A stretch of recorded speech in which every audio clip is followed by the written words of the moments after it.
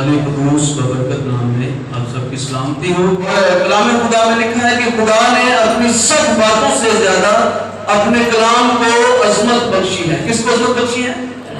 अपने कलाम को अजमत बख्शी है। ये वो बेहतरीन हिस्सा है जिसमें हम अब दाखिल हुए हैं। तो आइए मेरे साथ मिलकर निकालिए कलाम खुदा में से लूका रसूल की मार्फत लिखी गई इंजील मुकद्दस और उसका 9वां बाब, उसकी 28वीं आयत से लेके हम 36वीं आयत तक कलाम खुदा में से तिलावत को सुनेंगे। कलाम खुदा में लिखा है,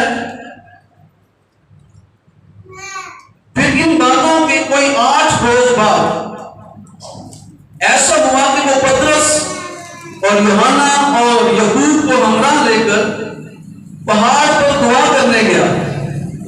जब वो दुआ कर रहा था तो ऐसा हुआ कि उसके चेहरे की सूरत बदल गई और उसकी पोशाक सफेद बराक हो गई। और देखो 2 शख्स यानी मूसा और एलिया उससे बातें कर रहे थे। ये जलाल में दिखाई दिए और उसके इंतकाल का जिक्र करते थे जो यरूशलेम में वाक़या होने को था।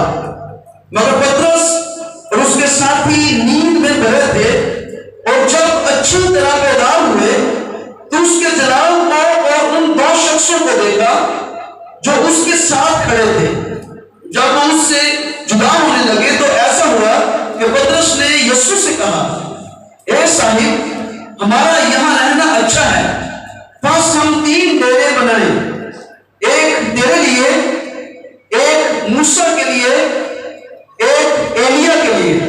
लेकिन वो जानता न था कि क्या कहता है। वो ये कहता ही था कि बादल ने आकर उन पर साया कर लिया और जब वो बादल में घिरने लगे तो डर गए। और बादल में से एक आवाज आई कि ये मेरा बरगुज़ीदा बेटा है, इसकी सुनो। ये आवाज आते ही यीशु अकेला पाया गया और वो चुप रहे और जो बातें देखी थी उन दिनों में किसी को उनकी कुछ खबर ना दी। बात का पढ़ा और सुना जाना हम सब के लिए बाइस से बरकत हो। हम सब कहेंगे आमीन। हम सब कहेंगे आमीन। आइए 1 मिनट के लिए सब अपनी आंखें बंद करेंगे और अपने हाथों को आसमान की तरफ बुलंद करेंगे। Praise the Lord. कदूस आसमानी बाप, तेरे प्यारे बेटे यीशु मसीह नासरी के पाक नाम में हम तेरा शुक्र करते हुए तेरी पाक हज़ूरी में आते हैं। खुदावन, तेरे बड़े ही फजल के लिए जो तूने हम पर किया, हम इस लायक ना थे लेकिन खुदावन तूने हमें चुन लिया ताकि हम फल लाए और हमारा फल कायम रहे। आसमानी बाप, आज तेरे कलाम में से जो कुछ हमने पढ़ा है फजल रखते हम इसको समझ सकें और इसके मुताबिक अपने आप को तैयार कर सकें ताकि खुदावन तेरे नाम को इज्जत और जलाल मिलता रहे। मैं अपनी सोचों को, अपने ख्यालात को तेरे बेटे यीशु मसीह नासरी की सलीब के नीचे रखता हूँ और खुदावन चाहता हूँ कि अपने कलाम के वसीला से आज हम सबको बरकत देना, अपने जलाल के लिए हम सबको इस्तेमाल करना। यीशु मसीह नासरी के पाक नाम में सब कुछ मांगते और पालते हैं। सब आवाज़ से बुलंद कहेंगे आमीन। कलाम खुदा में से अभी हमने जो हवाला पढ़ा है, ये हवाला लूका रसूल की मार्फत लिखी गई इंजील मुकद्दस का एक खूबसूरत वाकया है। वाकया क्या है कि यीशु मसीह और उनके 3 शागिर्द जिनमें पतरस है, यूहन्ना है और याकूब, ये यीशु मसीह के साथ पहाड़ पर दुआ करने के लिए जाते हैं। और ये पहाड़ जो है इसे दुआ का पहाड़ भी कहा जाता है और ये कोहे हरमोन है। कोहे हरमोन पर जो यरूशलेम के नजदीक है, यीशु मसीह अक्सर दुआ के लिए वहां पर जाते और सारी रात दुआ में गुजार देते। इस बार वो अपने 3 शागिर्दों को अपने साथ लेकर जाते हैं। अब ये पहाड़ पर जो दुआ के लिए जाते हैं तो यीशु मसीह ने उनसे थोड़े फासले पर जाकर दुआ करना शुरू किया। जब वो दुआ कर रहे थे, यानी कि यीशु मसीह जब दुआ कर रहे थे, तो वहां पर 2 शख्सों को हम देखते हैं। कौन कौन शख्स है वहां पर? एलिया और मूसा। मूसा जो है ये पुराने अहदनामे का बड़ा नबी और एलिया भी एक बहुत बड़ा नबी, वो उसके साथ है। एलिया आसमान पर जिंदा उठा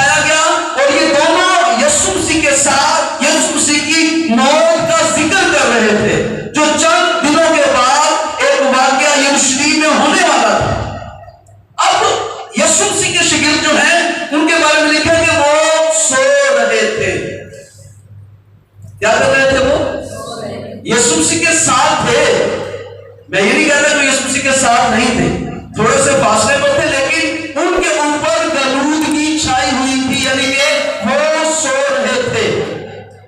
لیکن جب اچھی طرح بیدار ہوئے، جب اچھی طرح بیدار ہوئے تو پھر انہوں نے کس کو دیکھا؟ خداوند کے جلال کو دیکھا، اور یسوع مسیح کو دوسری صورت میں یعنی کہ جلالی صورت میں دیکھا، اور ایلیا کو بھی دیکھا اور موسیٰ کو بھی دیکھا۔ وہ بھی جلالی حالت میں وہاں پر اس پہاڑ پر دیکھے گئے۔ کلام خدا میں ہم دیکھتے ہیں کہ جب وہ اس چیز کو دیکھ رہے ہیں تو اس کے بعد وہ یسوع مسیح کے پاس جاتے ہیں، بڑے ایکسائٹڈ ہوتے ہیں، کیونکہ بنی اسرائیل قوم اس بات سے بڑی خوش ہوتی ہے جب موسیٰ کو وہ کبھی دیکھیں یا ایلیا کو دیکھیں، کیونکہ وہ ان کو بڑے نبی مانتے ہیں۔ ان کی نگاہ میں شاید اس وقت یسوع مسیح سے بھی زیادہ قدر ان نبیوں کی تھی، ایلیا کی قدر تھی، موسیٰ کی قدر تھی۔ وہ بھاگے بھاگے یسوع مسیح کے پاس آتے ہیں اور آ کر کیا کہتے ہیں؟ اے مالک، ہمارا یہاں پر رہنا اچھا ہے، یہاں پر ہم نے خدا کے جلال کو دیکھا ہے، ہم نے یہاں پر ایلیا کو دیکھا ہے، ہم نے یہاں پر موسیٰ کو دیکھا ہے، ہمارا یہاں پر رہنا ٹھیک ہے، ہم یہاں پر کیا کریں؟ ہم یہاں پر 3 ڈیرے بنائیں۔ کیا بنائیں جی؟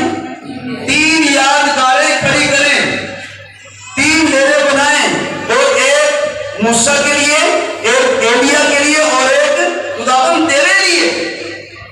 لیکن اسی وقت کلام میں لکھا ہے کہ ایک بادل نے کو گھیر لیا، اور جب بادل نے گھیر لیا، ایلیا اور موسیٰ اسی بادل میں اٹھائے گئے اور یسوع مسیح وہاں پر تنہا رہ گئے۔ یہ ڈرنے لگے اور آسمان سے اس بادل میں سے یہ آواز آئی، یہ میرا برگزیدہ بیٹا ہے، یہ میرا چنا ہوا بیٹا ہے، یہ وہ راستہ ہے، یہ وہ بیٹا ہے، اس کی سنو۔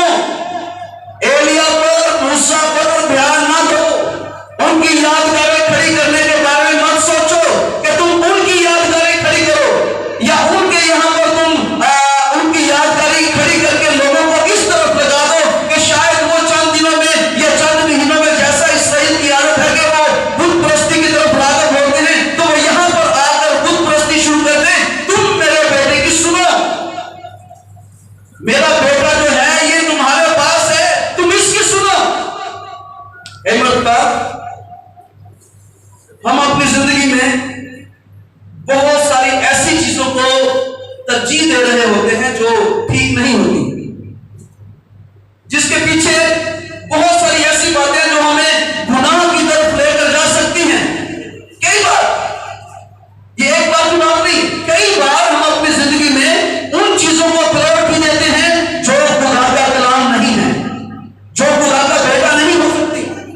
لیکن یہاں پر ہم دیکھتے ہیں کہ خداوند نے ان کو منع کر دی، تمہاری پرائورٹی ایلیا اور موسیٰ نہیں ہے، تمہاری پرائورٹی، تمہاری ترجیح جو ہے وہ ایلیا اور موسیٰ نہیں ہے، بلکہ میرا بیٹا یسوع ہے۔ ہاللیلویا، میرا بیٹا یسوع ہے، اس کی سنو کہ یہ تم سے کیا کہتا ہے، یہ تمہارے ساتھ رہتا ہے اور تمہیں کیا تعلیم دیتا ہے، اس کی تعلیم پر دھیان دو، اس کی باتوں کو سنو۔ اس میسج میں بہت ساری باتیں ہمارے سیکھنے کے لیے ہیں۔ ابھی میں نے جسٹ اس کو پڑھا، ہم ابھی اس پر غور کریں۔ یسوع مسیح کا کوہ ہارمون پر بدل جانا، یسوع مسیح کی صورت کا بدلنا، یہ اس بات کی ہمارے لیے تشبیہ ہے کہ جب یسوع مسیح بادلوں پر آئیں گے تو وہ بدلی ہوئی صورت میں آئیں گے۔ ہاللیلویا، وہ اس صورت میں آئیں گے جو بدلی ہوئی صورت ہے، وہ جلالی صورت میں آئیں گے، وہ اس صورت میں نہیں آئیں گے جس صورت میں وہ اپنے شاگردوں کے ساتھ تھے، بلکہ وہ جلالی صورت میں زمین پر آئیں گے۔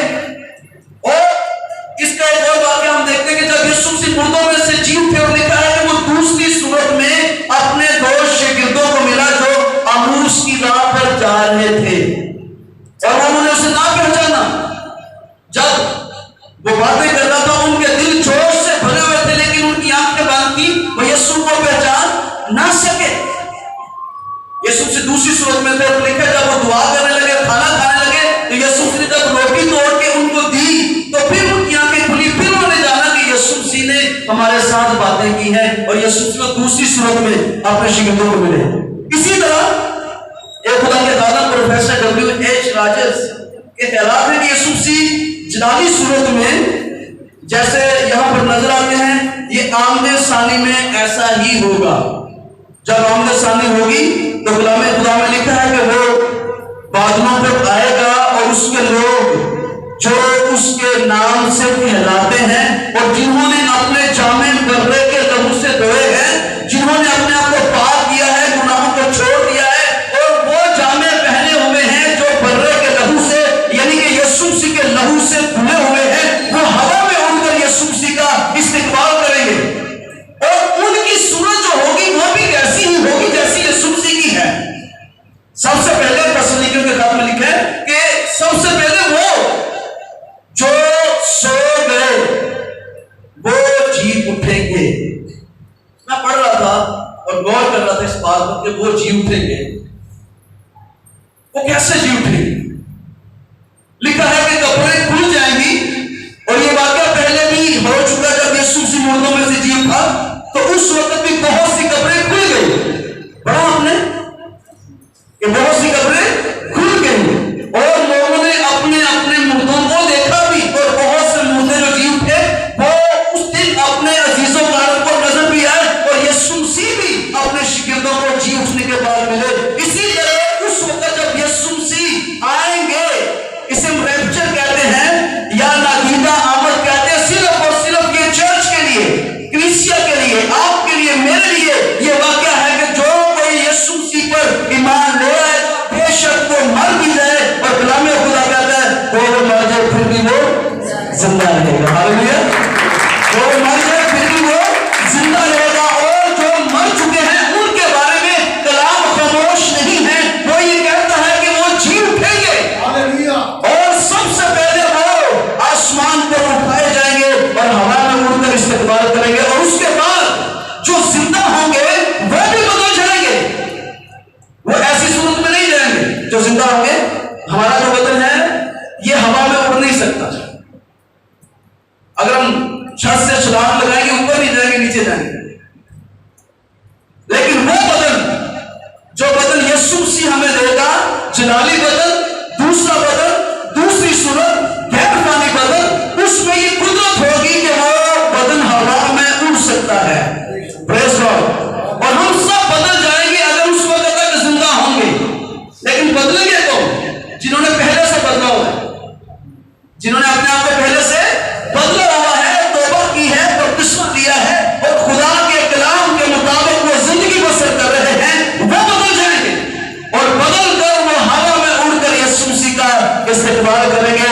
دوسری صورت میں جہاں پر ہم ایلیا اور موسیٰ اور یسوع مسیح کو پہاڑ پر دیکھتے ہیں, اسی طرح وہ بھی بدل جائیں گے. اسی صورت میں جیسا دلہا ہے ویسی دلہن ہوگی, جلالی, غیر فانی اور کبھی نہ فنا ہونے والی. وہ دلہن آسمان پر یسوع مسیح کے ساتھ جائے گی. اور اس کے بعد لکھا ہے موسیٰ کا جلالی صورت میں ہونا, یہ اس وقت کلیسیا کے مردہ ایمان داروں کو ان کی نمائندگی کرتا ہے. جیسے موسیٰ مر گیا اور وہ یہاں پر جلالی صورت میں دکھائی دے رہا ہے, اسی طرح جیسے میں نے آپ کو بیان کیا کہ جو لوگ مسیح پر ایمان لاتے ہوئے اس دنیا فانی سے کوچ کر جائیں گے وہ اس بات کی نمائندگی کرتے ہیں. بیسکلی یہ جو حوالہ ہے کہ یسوع مسیح کی آمد ثانی کے بہت سارے ریفرنسز کو کیا بیان کرتا ہے. اس لیے میں آپ کا دھیان اس طرف لے کر جانا چاہتا ہوں, آپ کا دھیان کہیں ادھر ادھر لے کر نہیں جانا چاہتا. ہمارا ایک اہم پوائنٹ اس کے اندر آئے گا, وہ بھی ہم ڈسکس کریں گے. جی. اس کے بعد ایلیا جلالی صورت میں وہاں پر موجود ہوتا ہے. یہ اس وقت کی زندہ کلیسیا کی نمائندگی کرتا ہے, کیونکہ ایلیا زندہ آسمان پر اٹھایا گیا, ہنوک زندہ آسمان پر اٹھایا گیا. ایلیا چونکہ زندہ اٹھایا گیا, موسیٰ مر گیا. موسیٰ جو ہے ان ایمانداروں کی نمائندگی کرتا ہے جو مر چکے ہوں گے لیکن وہ جی اٹھیں گے, اور ایلیا جو ہے ان ایمانداروں کی نمائندگی کرتا ہے جو زندہ ہوں گے اور بدل جائیں گے اور جلالی صورت میں آسمان پر اٹھائے جائیں گے. اور تین شاگردوں کی موجودگی جو ہے یہ اسرائیل کی نمائندگی کرتی ہے کہ اس وقت بنی اسرائیل قوم جو ہے وہ بھی یسوع مسیح پر ایمان لے کر آئیں گے, لیکن کلیسیا کے اٹھائے جانے کے بعد. جب کلیسیا آسمان پر اٹھائی جائے گی تو اس کے بعد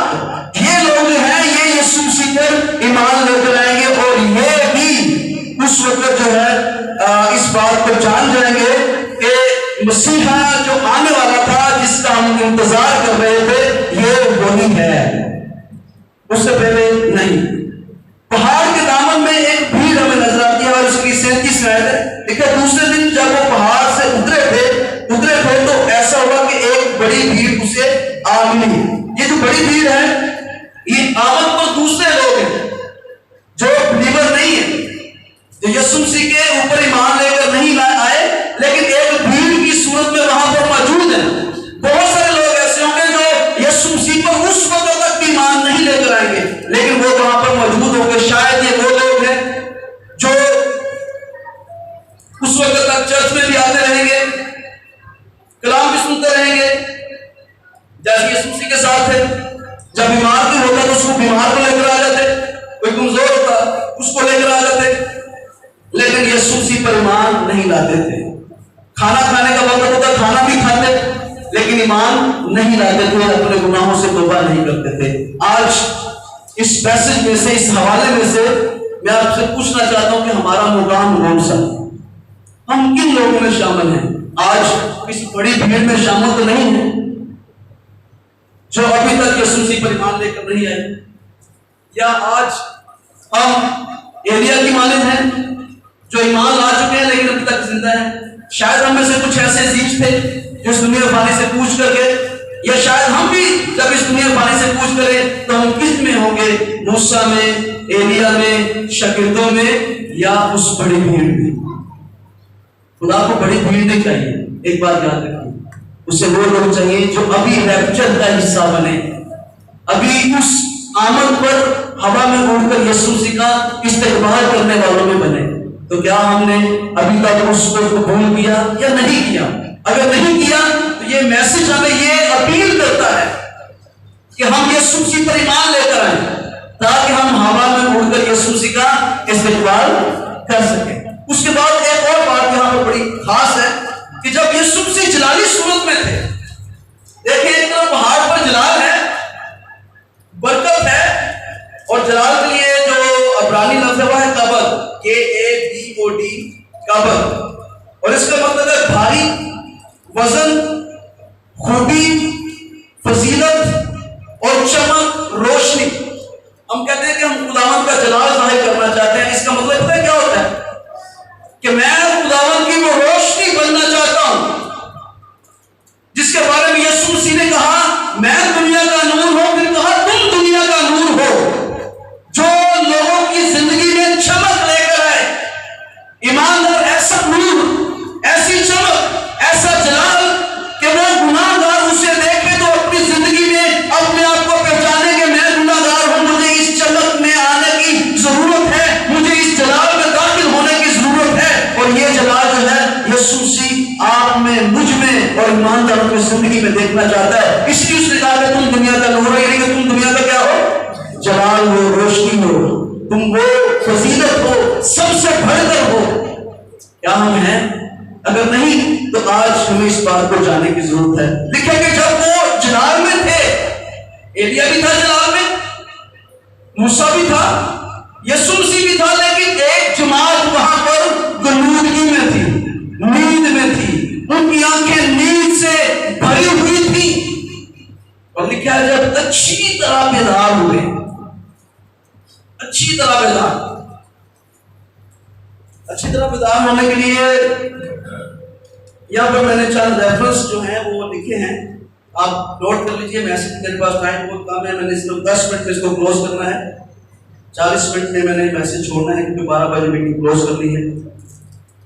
اس کے لیے جو انگلش لفظ ہے وہ ہے اویک، اور یونانی لفظ ہے آئیگنوس، بیدار ہونا، اور جہاں پر لکھے نا اچھی طرح بیدار ہوئے، اس کا انگلش ترجمہ ہے having awoken fully، مکمل طور پر جاگ جانا۔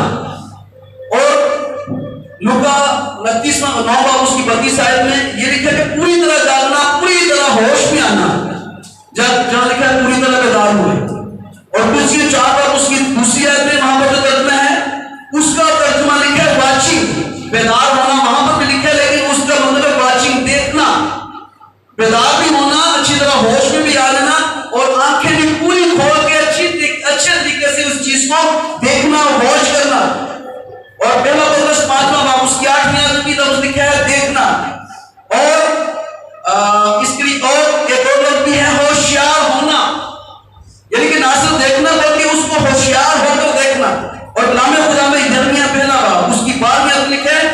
کہ خداوند جو ہے اپنے کلام کو پورا کرنے کے لیے بیدار رہتا ہے، وہ اپنے کلام کو پورا کرنے کے لیے جاگتا ہے، بیدار رہتا ہے، تاکہ اس کا کلام جو اس نے اپنے لوگوں سے کیا ہے وہ لوگوں تک پہنچ سکے۔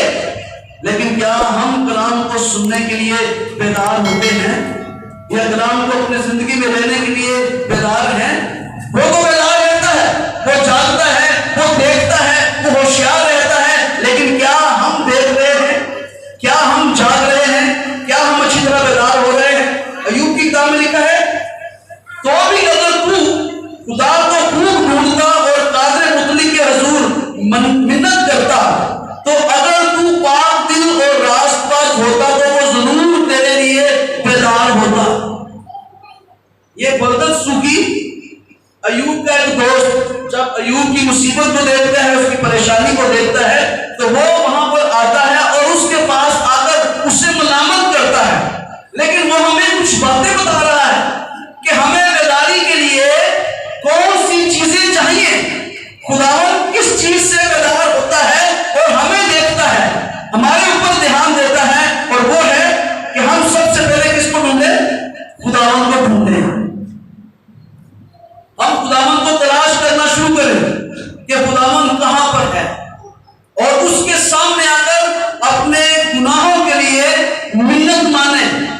منت کرے، دعا کرے اور اپنے دل کو پاک اور راست کرے، تو یقیناً ہمارا خدا جو ہے وہ ہماری زندگی میں اپنے آپ کو ظاہر کرے گا اور ہم اس کے جلال کو دیکھ سکیں گے، ہم بیدار ہو سکیں گے، جیسے خداوند جو ہے وہ بیدار ہو کر اپنے لوگوں کو دیکھتا ہے اور ان پر نگاہ کرتا ہے۔ لیکن اگر ہم یہ سمجھیں کہ میں گناہ میں بھی رہوں اور میں یہ بھی کہوں کہ میں بیداری کا حصہ بن جاؤں یا میں بیدار ہو جاؤں، یا خداوند اپنی نگاہ مجھ پر رکھے، وہ نگاہ تو رکھے گا لیکن وہ پیار اور شفقت کی نگاہ نہیں ہوگی، بلکہ وہ غصے کی نگاہ ہوگی۔ وہ دیکھے گا ضرور ایسے ہی جیسے ایک باپ اس بچے کو دیکھ رہا ہوتا ہے جو اپنے باپ کا فرمانبردار نہیں ہوتا، جو اپنے باپ کی بات کو نہیں مانتا۔ باپ اسے دیکھتا ہے کہ یہ کرتا کیا ہے، لیکن ایک اسی کے ساتھ ایک اور بچہ بھی ہوتا ہے جو اپنے باپ کی فرمانبرداری کرتا ہے، تو وہ اس کو بڑی شفقت کے ساتھ دیکھتا ہے، پیار کے ساتھ دیکھتا ہے۔ کیا ہم بھی چاہتے ہیں کہ ہمارا خداوند ہمیں اسی طرح دیکھے، ہم اسی طرح بیدار ہوں؟ بیداری میں سب سے بڑی رکاوٹ ہماری سستی ہے۔ ہم بیدار ہونا چاہتے ہیں، ہم جاگنا چاہتے ہیں۔ شاید کبھی آپ نے اس بات کا اندازہ کیا ہو کہ صبح جب آپ جلدی اٹھنے کا ارادہ کرتے ہو تو سستی آپ کو بار بار گھیرتی ہے، بار بار دل کرتا ہے تھوڑا اور سو، تھوڑا اور سو۔ اسی طرح اگر آپ روحانی طور پر بیدار ہونا چاہتے ہیں تو اس کے درمیان بھی سب سے آپ کا بڑا دشمن جو ہے وہ آپ کی نیند ہے، وہ آپ کی سستی ہے، وہ آپ کی کاہلی ہے، اور اس سے بڑی جو رکاوٹ ہے وہ ہماری زندگی میں موجود گناہ ہے۔ اگر ہم چاہتے ہیں بیداری آئے، چرچز میں بیداری آئے، ہماری زندگی میں، ہمارے خاندانوں میں بیداری آئے، تو ان چیزوں کو اپنے زندگی سے جوڑ لیجیے، اور یقیناً آپ دیکھیں گے کہ بیداری آپ کی زندگی میں آئے گی اور خداوند آپ کو برکت دینا شروع کرے گا۔ کلام خدا میں خوشیوں چوتھا باب اور اس کی دوسری آیت لکھی ہے، دعا کرنے میں مشغول اور شکر گزاری کے ساتھ اس میں بیدار رہو۔ دو باتیں بڑی ہیں۔ سب سے پہلے کیا کرنا ہے؟ دعا کرنے میں کیا رہنا ہے؟ بیداری کا حصہ کیا ہے؟ دو چیزیں، دعا کرنے میں مشغول کا مطلب ہے دعا میں مصروف رہو، دعا کرتے رہو، اور دوسری بات شکر گزاری بھی کرتے رہو۔ جب آپ دعا بھی کریں گے اور اس کے ساتھ شکر گزاری کریں گے، یقیناً خداوند اپنی بیداری کو آپ کی زندگی میں بھیجے گا اور خداوند آپ کو برکت دے گا۔ لیکن اگر ہم دعا جو ہے یہ خداوند کے ساتھ ہمارے تعلقات ہیں، جب ہم کسی پریشانی میں ہوتے ہیں، دکھ میں ہوتے ہیں، ہم دعا کرتے ہیں، ہم یہ کہتے ہیں کہ خداوند میں تجھ سے بات کرتا ہوں، یہ ہمارا تعلق ہے۔ ایسے سمجھ لیجیے کہ جیسے ہم موبائل پر کسی دوست کے ساتھ بات کرتے ہیں تو ہماری بات اس کے ساتھ ہو رہی ہے، اسی طرح ہم دعا میں اپنے باپ سے بات کرتے ہیں، خدا سے بات کرتے ہیں، اور وہ ہماری دعاؤں کو سنتا ہے اور جواب دیتا ہے۔ لیکن کچھ لوگ ایسے بھی ہیں جو صرف ون سائیڈڈ دعا کرتے ہیں۔ آپ میں سے کتنے لوگ ہیں جو صرف اپنی دعا خدا کو سناتے ہیں اور خدا کا کبھی جواب نہیں دیتے؟ سبھی؟ کبھی آپ نے جب دعا کی ہے خدا کو یہ موقع دے کہ خدا مجھ سے بات کر، مجھ سے بول، اور خدا نے آپ سے بات کی؟ جی کوئی ہے کہ خدا سے کہا ہو کہ خدا میں تیری حضوری میں آتا ہوں، میں دعا کر رہا ہوں، یہ میری بات ہے، اور اس کا خدا تو مجھے جواب بھی دے؟ کبھی آپ نے فون پہ اکیلے باتیں کی؟ آپ کی کال ریسیو بھی نہ ہوئی ہو، آپ پھر بھی باتیں کرتے جا رہے ہیں؟ کتنے لوگ ایسا کرتے ہیں؟ ایسا کرتے ہیں؟ چپ کیوں ہے؟ کیا ہو گیا؟ ایسا نہیں کرتے؟ خدا کا شکر ہے، ایک بھائی ہے جو جن کی دعا کا خدا نے جواب دیا۔ جی کبھی فون پہ ایسے باتیں کی کہ کال ریسیو بھی کسی نے نہیں کی، اور ہم پھر بھی باتیں کیے جا رہے ہیں، اپنی باتیں سناتے جا رہے ہیں، میرا یہ مسئلہ ہے، میرا یہ پرابلم ہے۔ کبھی آپ نے بہت سے اس طرح بات کی کہ اس نے فون ریسیو نہیں کیا، لیکن آپ باتیں کیے جا رہے ہیں؟ نہیں کرتے؟ کیوں؟ کیونکہ کال ریسیو نہیں ہوئی ہے، کوئی کال اٹینڈ کرنے والا نہیں، بات کا جواب دینے والا وہاں پر نہیں ہے۔ لیکن ہم دعا اکثر ایسی کرتے ہیں جس میں ہمیں ہماری کال نہیں ملی ہوتی۔ کیوں؟ کیونکہ ہم اپنے آپ کو اس کے تابع نہیں کر رہے، ہم اپنے آپ کو اس کے سامنے پیش نہیں کر رہے۔ شاید ہم مطلبی پریئر کر رہے ہیں، مطلب کی دعا کر رہے ہیں، اور خداوند جانتا ہے کہ یہ دعا جسٹ مطلب کی ہے، یہ تھوڑے وقت کی ہے، اس کے بعد بندہ پھر ویسے کا ویسا ہو جائے گا، یہ اپنی زندگی جو ہے میرے ساتھ نہیں گزارے گا، وہ دعا کا جواب نہیں دے گا۔ کلام میں لکھا ہے اس نے اپنے آپ کو روپ پوش کر لیا، اپنا چہرہ جو ہے اس نے چھپا لیا ہے، وہ ہماری دعا کا جواب نہیں دے گا۔ کیوں؟ کیونکہ ہمارے ہاتھ خون آلودہ ہیں، یعنی کہ ہم گناہ میں زندگی بسر کرتے ہیں۔ خدا میں لکھا ہے خدا گناہگار کی دعا کو نہیں سنتا۔ وہ کس کی دعا کو سنتا ہے؟ اس کی دعا کو سنتا ہے جو بے شک وہ گناہگار بھی لیکن اپنے آپ کو عاجز کرے، اپنے آپ کو خداوند کے سامنے آ کر کہے کہ خداوند میں اپنے گناہ سے توبہ کرتا ہوں، میں عاجز ہوتا ہوں، جھکاتا ہوں، اپنے آپ کو خاک سار کرتا ہوں، اور میں پھر گناہ نہیں کرتا۔ پھر خداوند کا کانٹیکٹ ہوتا ہے، وہ پھر آپ سے کنیکشن بڑھاتا ہے اور دعا کو ریسیو کرتا ہے، پھر دعا کو سنتا ہے اور پھر آپ کی دعا کا جواب بھی دیتا ہے۔ اور یہاں پر اسی دعا کے بارے میں لکھا گیا ہے کہ دعا کرنے میں مشغول رہو۔ ایسی دعا کرو جس میں خداوند آپ کو جواب دے رہا ہے۔ آپ کہتے ہیں خداوند میں بیمار ہوں، خداوند کہتا ہے بیٹا میں نے تجھے شفا دے دی۔ آپ کہتے ہیں خداوند مجھے یہ ضرورت ہے، خداوند کہتا ہے بیٹا ٹھیک ہے میں نے مجھے یہ دے دیا۔ یہ دعا ہے، آپ بول رہے ہیں، آپ کی بات کا جواب آپ کو مل رہا ہے، یہ دعا ہے۔ آج سے اس بات کو یاد رکھیے، بیداری چاہتے ہیں اپنی دعا کا ٹرینڈ چینج کیجیے۔ بیداری چاہتے ہیں دعا میں مشغول رہیے اور اس کے ساتھ شکر گزاری بھی کرنا شروع کیجیے ان باتوں کے لیے جو خداوند نے آپ کا شکر ادا کرنا چاہیں تو بہت زیادہ، شاید ہماری زندگی گزرتے ہم شکر گزاری نہ کر سکیں۔ آئیے ہم اپنے سر کو خداوند کی حضور میں جھکائیں، اپنی آنکھیں بند کریں اور خداوند کے سامنے آئیں اور کہیں کہ خداوند میں تیری حضوری میں آنا چاہتا ہوں، میں تجھ سے برکت لینا چاہتا ہوں، تجھ سے وہ برکت لینا چاہتا ہوں جو خداوند تو مجھے دینا چاہتا ہے، میں تیرے جلال کا حصہ بننا چاہتا ہوں، میں